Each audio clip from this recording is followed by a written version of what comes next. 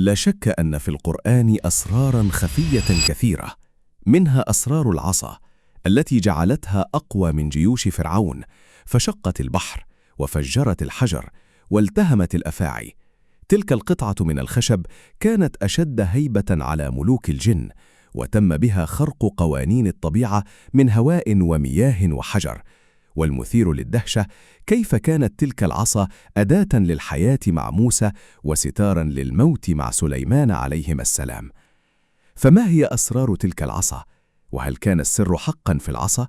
ولماذا كانت تارة للبقاء وتارة أخرى للفناء؟ أولاً، من أين جاءت فكرة العصا؟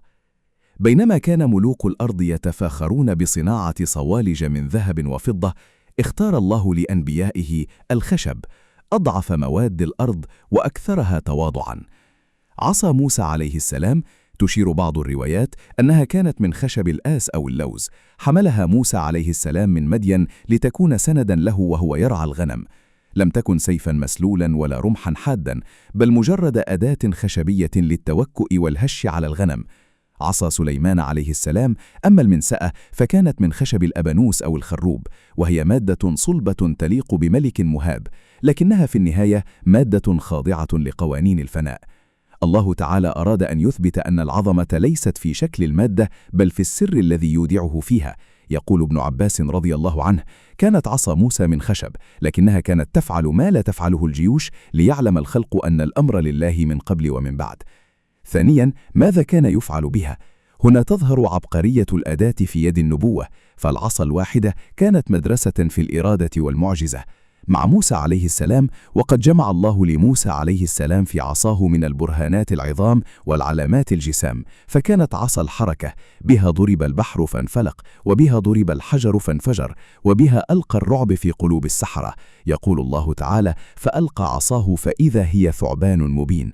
مع سليمان عليه السلام، لخطبته وموعظته ولمقاماته وطول صلاته ولطول التلاوة والانتصاب، فجعلها لتلك الخصال جامعة، كانت هي الركن الذي حفظ استقرار مملكته حتى وهو في سكرات الموت. وهنا نجد لفتة عجيبة ذكرها الجاحظ في كتابه البيان والتبيين، وهو يرد على من طعن في اتخاذ العصا، حيث ذكر أن العصا كانت لا تفارق يد سليمان بن داود عليه السلام في مقاماته وصلواته، ولا في موته، ولا في أيام حياته، حتى جعل الله تسليط السوسة عليها وسليمان ميت وهو معتمدا عليها.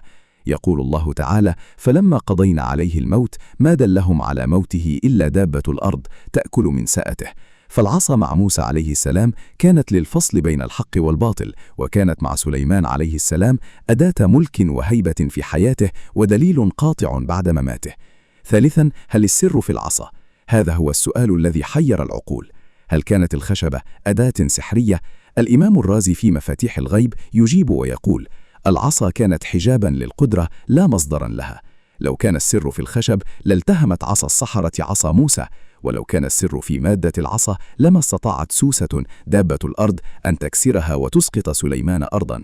فالقوة لم تكن يوماً في العصا بل في السر المودوع فيها، وكما قال الشاعر أبو تمام: وإذا أراد الله نشر فضيلة طويت أتاح لها لسان حسود، لولا اشتعال النار فيما جاورت ما كان يعرف طيب عرف العود. والسر في استخدام الخشب هو التجريد، ليتأكد المسلم وغيره أن الأسباب مهما كانت بسيطة أو ضعيفة فهي كفيلة بقيادة الجن وشق البحار وتغيير التاريخ طالما أنها تتحرك بأمر الله. رابعاً، ما الفرق بين المعجزتين؟ نحن أمام مشهدين مختلفين تماماً. عصا موسى عليه السلام الفضيحة للباطل، كانت مهمتها الكشف، ففضحت خداع السحرة وفضحت عجز فرعون أمام الملأ. عصا سليمان عليه السلام الإخفاء والستر، كانت مهمتها الستر، أخفت موت الملك عن الجن لفترة، ليعلم الناس أن الغيب لا يعلمه إلا الله، أن لو كانوا يعلمون الغيب ما لبثوا في العذاب المهين. فعصا موسى أثبتت أن الله يحيي بالأسباب ما يشاء، وعصا سليمان أثبتت أن الله يستر بالأسباب ما يشاء.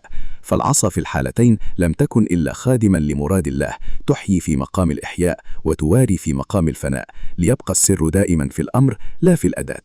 خامساً، الخلاصة.